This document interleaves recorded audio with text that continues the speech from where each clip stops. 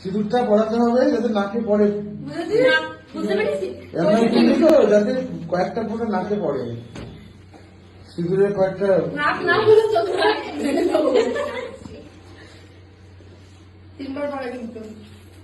হ্যাঁ তোমার যেমন এরকম থাকে দাঁড়িয়ে মতন। হ্যাঁ হ্যাঁ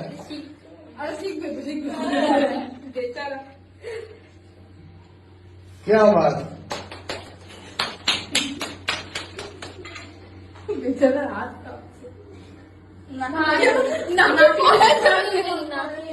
নাকে পড়েনি কেন?